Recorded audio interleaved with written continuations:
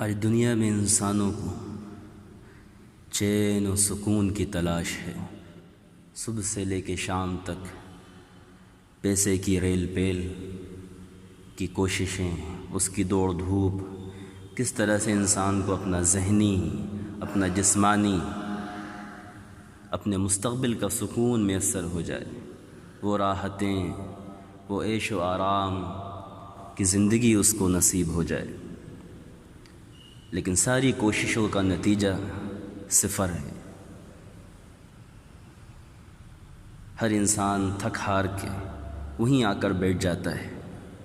پتہ یہ چلتا ہے کہ جب ہم اپنے اسلام کو دیکھتے ہیں، اس رسول اعظم، اس رسول کریم محمد رسول اللہ صلی اللہ علیہ وسلم کی مبارک سیرت اٹھاتے ہیں اور آپ کی زندگی کا جائزہ لیتے ہیں، جو ہمارے اصلی آئیڈیل ہیں، جو اس رہتی دنیا تک کے لیے اسوہ حسنہ ہیں، تو پتہ یہ چلتا ہے کہ محمد رسول اللہ نے اس امت کو یہ سکھلایا ہے کہ اللہ سے یہ دعا کرو، اللہم عافنی فی بدنی، اللہم عافنی فی سمعی، اللہم عافنی فی حیاتی، اللہم عافنی فی بصری، اللہم انی اسألک العافیہ فی الدنیا والآخرہ۔ یہ لفظ عربی کا جو عافیت ہے، اس کا مطلب ہی وہی ہے جس کی تلاش میں ہم لگے ہوئے ہیں، جس چیز کے لیے ہم سیکریفائی کر رہے ہیں دن و رات، وہ عافیت یہی ہے۔ دلوں کا سکون، وہ راحتیں، وہ آسائش، وہ تکلیفوں سے نجات،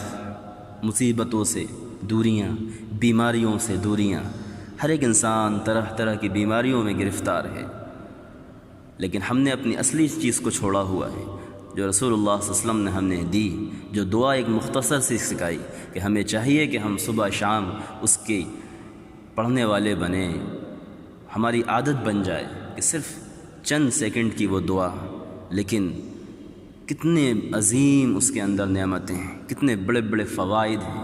کیا زبردست اللہ کے رسول ہمیں میسج دے کے گئے،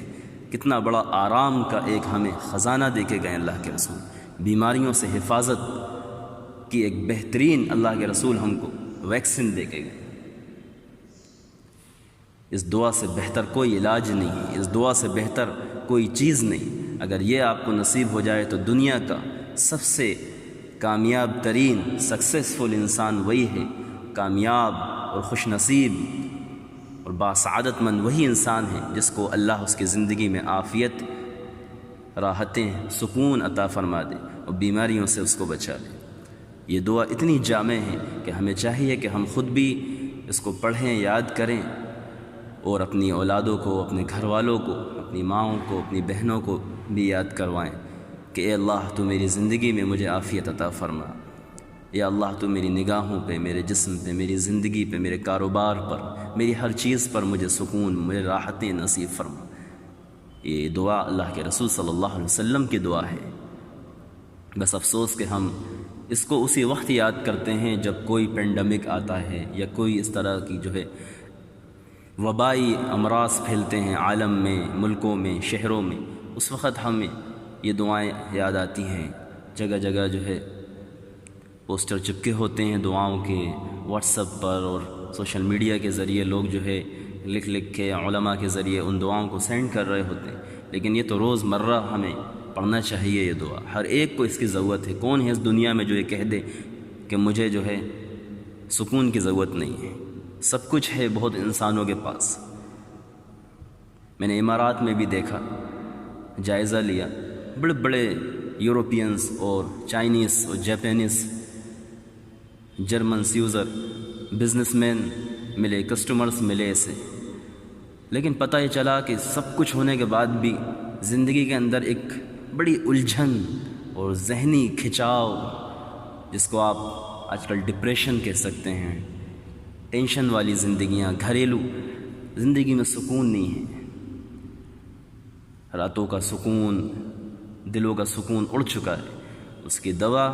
واحد اور واحد صرف محمد رسول اللہ کی وہ مسنون دعائیں ہیں جو آپ نے ہمیں سکھائی ہیں۔ جتنا ہو سکے، اللہ کہتا ہے مستطاعت، جتنا ہو سکے اتنی جو ہے کوشش کے ساتھ جو ہے کہ عبادات اور اسی طرح سے مسنون دعائیں یاد کی جائیں، اور اپنے گھر والوں کو بھی یاد کی جائیں، ان کا جو ہے ورد کیا جائے، ان کی پابندی کی جائے، اور پابندی کے ساتھ جب وقت ملے، جب یاد آ جائے، روزانہ ایک وقت ہی صحیح لیکن ضرور پڑھیے اس دعا کو، تاکہ اللہ تعالی ہم سب کو جو ہے ہماری زندگیوں میں وہ عافیت، وہ سکون نصیب فرمائے جس کی ہم تلاش میں ہیں۔ آمین یا رب۔